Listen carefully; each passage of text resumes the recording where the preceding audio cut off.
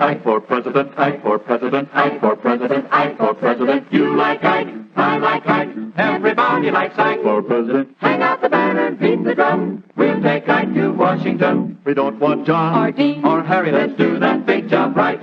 Just get in step with the guy that's hep, get in step with Ike. You like Ike, I like Ike, everybody likes Ike for president. Hang out the banner, beat the drum, we'll take Ike to Washington. We got to get where we are going, travel day and night for president. Let Adelaide go the other way, we'll all go with Ike. You like Ike, I like Ike, everybody likes Ike for president. Hang out the banner, beat the drum, we'll take Ike to Washington, we'll take Ike to Washington. Now is the time for all good Americans to come to the aid of their country. Ike for president, Ike for president, Ike for president, Ike.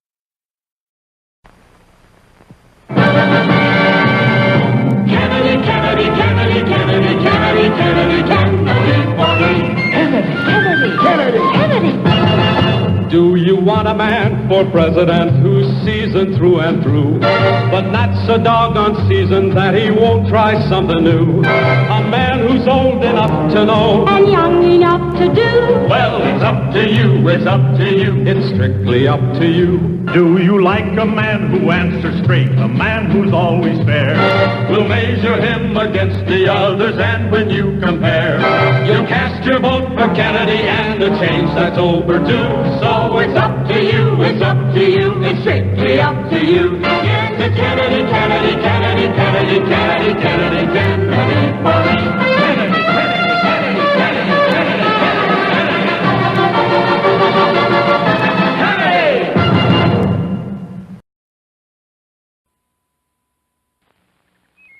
One, two, three, four, five, seven, six,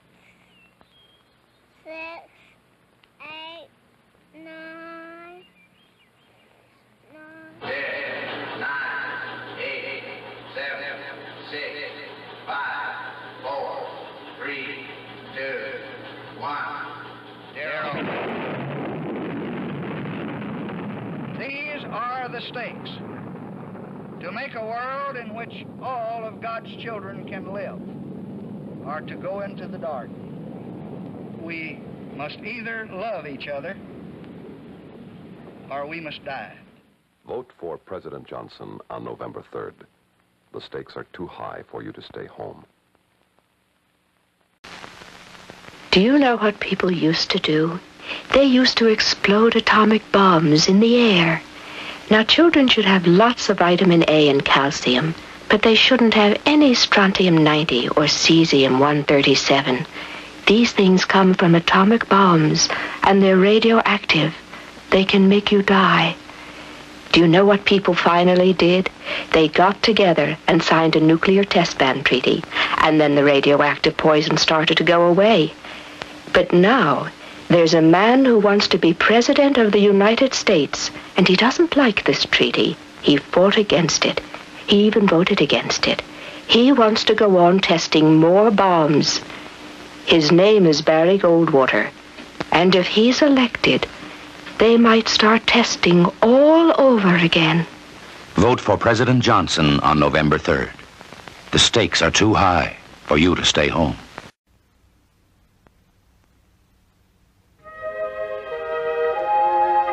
I see the face of a child. What his color is, what his ancestry is, doesn't matter. What does matter is he is an American child. That child is more important than any politician's promise.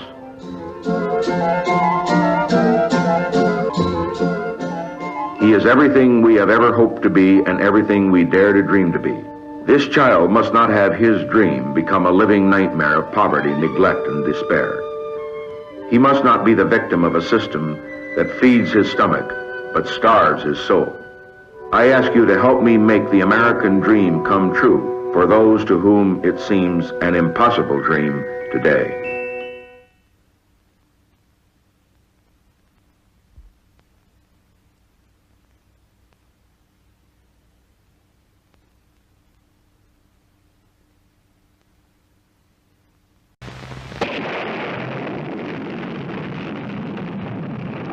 October 24th, 1963, Barry Goldwater said of the nuclear bomb, merely another weapon. Merely another weapon. Vote for President Johnson. The stakes are too high for you to stay home. Eisenhower answers America. You know what things cost today. High prices are just driving me crazy. Yes, my Mamie gets after me about the high cost of living. It's another reason why I say it's time for a change. Time to get back to an honest dollar and an honest dollar's worth. Every Republican politician wants you to believe that Richard Nixon is, quote, experienced. They even want you to believe that he has actually been making decisions in the White House. But listen to the man who should know best, the President of the United States. A reporter recently asked President Eisenhower this question about Mr. Nixon's experience.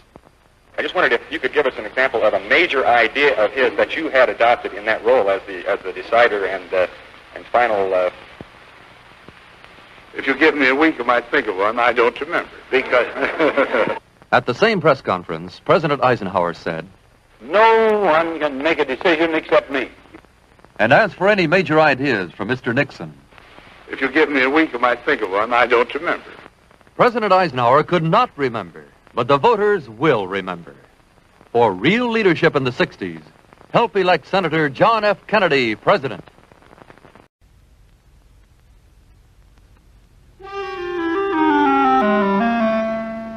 The next president must unite America.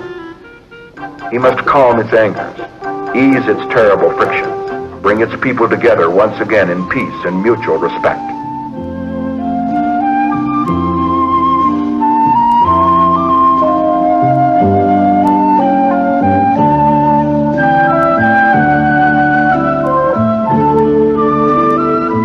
This requires leadership that believes in law and has the courage to enforce it. Leadership that believes in justice and is determined to promote it. Leadership that believes in progress and knows how to inspire it.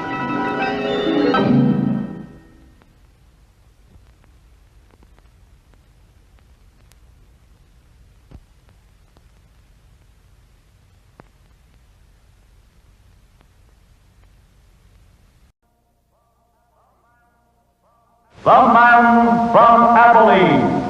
Out of the heartland of America, out of this small frame house in Abilene, Kansas, came a man, Dwight D. Eisenhower. Through the crucial hour of historic D-Day, he brought us to the triumphant peace of VE Day. Now another crucial hour in our history. The big question. General, if war comes, is this country really ready? It is not.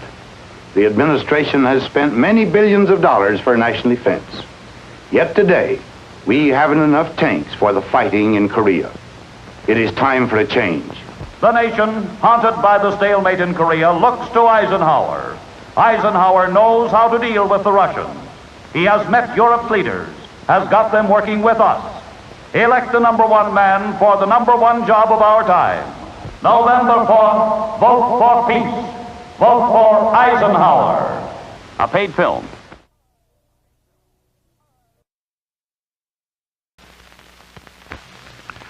We represent the majority of the people in Alabama who hate niggerism, Catholicism, Judaism, and all the isms of the whole world. So said Robert Creel of the Alabama Ku Klux Klan.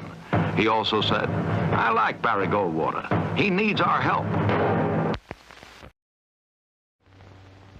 Eisenhower answers America. They say we've never had it so good. Yet I've had to stop buying eggs. They're so expensive. No wonder. You actually pay 100 different taxes on just one egg. We must cut costs, which means we must cut taxes. Eisenhower answers America. General, how would you clean up the mess in Washington? My answer? It's not a one-agency mess, or even a one-department mess. It's a top-to-bottom mess. And I promise we will clean it up from top to bottom. Eisenhower answers America. Can you cut taxes, Mr. Eisenhower? We can and will, if you help. Taxes have gone up steadily for 15 years. The Democrats say they must go up still more. Help me put the lid on crazy government spending. Eisenhower answers America. My children hear so much about government graft, they think everyone is crooked. I know. Too many politicians have sold our ideals of honesty down the Potomac. We must bring back integrity and thrift to Washington. This we are determined to do. Eisenhower answers America. General, if war comes, is this country really ready? It is not. The administration has spent many billions for national defense. Yet today, we haven't enough planes for the fighting in Korea. It's time for a change. Eisenhower answers America. Today they say I never had it so good. Yet my pension won't even feed me and my wife. It's not just your pension. It's the same with our bonds, our savings, our Social Security. They've all gone down. Yes, it's time for a change. Eisenhower answers America. Mr. Eisenhower, what are you going to do about taxes? We are going to bring them down. And here's how. We are going to cut out the billions that Washington is wasting and put that money back in the pockets of the people. Eisenhower answers America. General, the Democrats are telling me I never had it so good. Can that be true when America is billions in debt? When prices have doubled, when taxes break our backs, and we are still fighting in Korea? It's tragic, and it's time for a change. Eisenhower answers America. General, just how bad is waste in Washington? How bad? Recently, just one government bureau actually lost $400 million, and not even the FBI can find it. It's really time for a change. Eisenhower answers America. I paid $24 for these groceries. Look, for this little? A few years ago, those same groceries cost you $10. Now, $24. Next year, $30. That's what will happen unless we have a change. We have two sons. Both are of draft age. We believe in a strong America. I also believe that President Eisenhower, because of his experience, knows better than anyone else how to keep our country at peace. So there's no question in our minds. We're voting for Ike again. I'm Lena Washington, a mother. I'm voting for Ike because I think he can give us lasting peace. He stopped communist aggression in Indochina, Iran, and right here in Americas, and Guatemala. Ike ended the Korean War, too. That's why I like Ike, and he'll get my vote. I'm Irene Walpole, a college girl voting for the first time. I can't see how Mr. Stevenson has any experience in dealing with foreign countries, but both our allies and our enemies respect the greatness of President Eisenhower. In order to keep peace, we need a president that other countries will listen to. In my book, that's President Eisenhower. I'm Howard Gensler, union member. I see Mr. Stevenson says the average man isn't making out so good under Eisenhower. Yeah? How does he explain pay raises? Average hourly wages are up $16 a week, and more people are working. Also, Ike's kept the peace. I'm voting for President Eisenhower again. Hi, my name is Harry Belafonte. I'm an artist, and I'm not a politician. But like most Americans, I have a great interest in the political and the economic destiny of my country. I'm seated here with Senator Jack Kennedy. As a Negro and as an American, I have many questions, and I'm sure everyone does, about civil rights, about foreign policy, about the economy of the country, and about things that'll happen. And I want to make it very clear, Harry, that on this question of equality of opportunity for all Americans, whether it's in the field of civil rights, better minimum wages, better housing, better working conditions, jobs, I stand for these things. The Democratic Party under Franklin Roosevelt stood for them. I'm voting for this, Senator. How about you? Vote for a leader like Roosevelt. Vote for John F. Kennedy for president. In his historic debates with Richard Nixon, Senator John F. Kennedy has made a great impression by being direct, by being specific, by facing the issues squarely. He is meeting the challenge of the 60s. He's offering new American leadership for the country, for the world. This is a great country. but I think it could be a greater country. And this is a powerful country, but I think it could be a more powerful country. I'm not satisfied to have 50% of our steel mill capacity unused. I'm not satisfied when the United States had last year the lowest rate of economic growth of any major industrialized society in the world, because economic growth means strength and vitality. It means we're able to sustain our defenses. It means we're able to meet our commitments abroad. I'm not satisfied when we have over $9 billion worth of food, some of it rotting, even though there is a hungry world, and even though 4 million Americans wait every month for a food package from the government, which averages 5 cents a day per individual. I saw cases in West Virginia, here in the United States, where children took home part of their school lunch in order to feed their families, because I don't think we're meeting our obligations towards these Americans. I'm not satisfied when the Soviet Union is turning out twice as many scientists and engineers as we are. I'm not satisfied when many of our teachers are inadequately paid, or when our children go to school part-time shifts. I think we should have an educational system second to none. I'm not satisfied until every American enjoys his full constitutional rights. If a Negro baby is born, he has about 1/2 as much chance to get through high school as a white baby. He has 1/3 as much chance to get through college as a white student. He has about 1/3 as much chance to be a professional man, about 1/2 as much chance to own a house. He has about 4 times as much chance that he'll be out of work in his life as the white baby. I think we can do better. I don't want the talents of any American to go to waste. I know that there are those who say that we want to turn everything over to the government. I don't at all. I want the individuals to meet their responsibility. And I want the states to meet their responsibility. But I think there is also a national responsibility. If you feel that everything that is being done now is satisfactory, that the relative power and prestige and strength of the United States is increasing in relation to that of the communists, that we are gaining more security, that we are achieving everything as a nation that we should achieve, that we're achieving a better life for our citizens and greater strength, then I agree. I think you should vote for Mr. Nixon. But if you feel that we have to move again in the 60s, that the function of the president is to set before the people the unfinished business of our society, as Franklin Roosevelt did in the 30s, the agenda for our people, what we must do as a society to meet our needs in this country and protect our security and help the cause of freedom. As I said at the beginning, the question before us all, that faces all Republicans and all Democrats, is, can freedom in the next generation conquer, or are the communists going to be successful? That's the great issue. And if we meet our responsibilities, I think freedom will conquer. If we fail to move ahead, if we fail to develop sufficient military and economic and social strength here in this country, then I think that the tide could begin to run against us. And I don't want historians 10 years from now to say, these were the years when the tide ran out for the United States. I want them to say, these were the years when the tide came in. These were the years when the United States started to move again.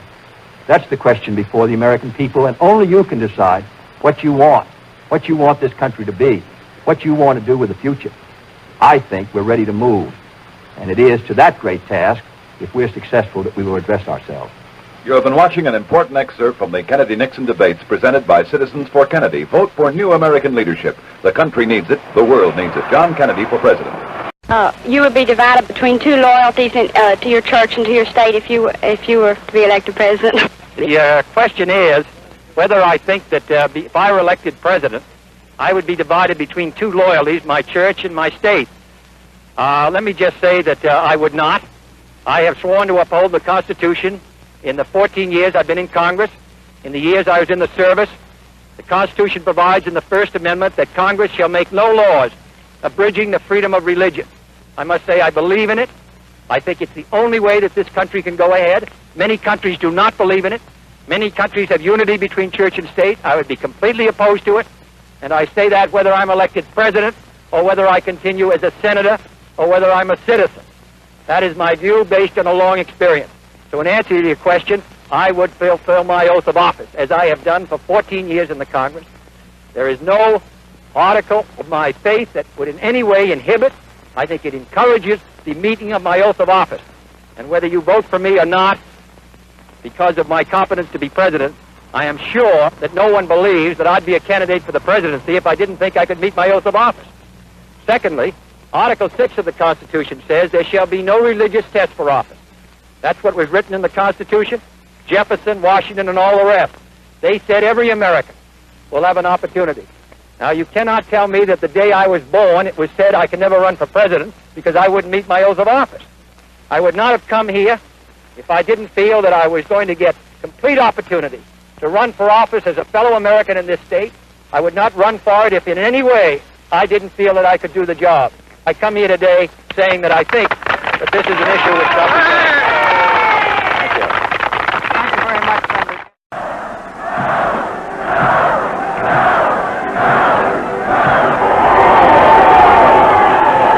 It's football time. And every Saturday afternoon in stadiums all over the country, you'll see young men, like this one, watching the games and enjoying themselves. But 4 years ago, it was a different story. 4 years ago, many of our young men were on Heartbreak Ridge in Korea. And that was no game, but vicious, grinding war that went on and on as if forever. Of course, today it's all over, and the young men are trying to forget. But for one day this year, they'll remember. And that one day is Election Day, November 6th, when not only these young men, but Americans of all ages will be thinking long and hard about how to vote for the surest road to peace during the next 4 years. What are some of their thoughts? I'm engaged this time, and I'm planning to get married. And I don't want to look forward to military service in war. I want my children to grow up in a country that's in peace. I think that Ike is a man that can do this for us. I will vote for President Eisenhower because I am the mother of 3 children, and I feel with President Eisenhower in command of our country, I can raise my children with great security. I'm going to vote for Ike because of his outstanding record in the past 4 years, and because I believe through the Republican administration we will have peace and prosperity for my children to grow up for at least the next 20 years. I served 4.5 years in the United States Army Air Forces and am a great admirer of President Eisenhower in what he did during the war in leading us to victory and what he is now doing to lead us to peace and to hold the peace of this world. I have an 18-year-old son, and I am so grateful to Eisenhower for giving him an uninterrupted education. So many of the boys, his friends, were sent to Korea in a war that had no successful conclusion. All over the country, young men and their parents are asking, can we gamble when the stakes are so high? Can we dismiss the man who has kept us at peace and take a chance on a man untried and inexperienced in international negotiations and world problems? Or what do you say? Are you willing to bet everything you love and hold dear that Stevenson can also keep us out of war? Are you that sure of it? Remember, this peace we've grown so used to didn't come to us as a gift. 4 years ago, you did something about it. You registered, and you voted Ike Eisenhower into office. Now let's keep him there. Ask yourself, is this the time to change, with wars simmering all around the world? During the past 4 years, President Eisenhower has kept this black headline off the front pages of our newspapers because he knows at first hand the terror and misery of war. As he has said, we witness today in the power of nuclear weapons a new and deadly dimension to the ancient horror of war. Humanity has now achieved, for the first time in its history, the power to end its history. This truth must guide our every deed. It makes world disarmament a necessity of world life. For I repeat again this simple declaration. The only way to win World War III is to prevent it. The National Citizens for Eisenhower Nixon have presented this message to all thinking voters, regardless of party affiliation.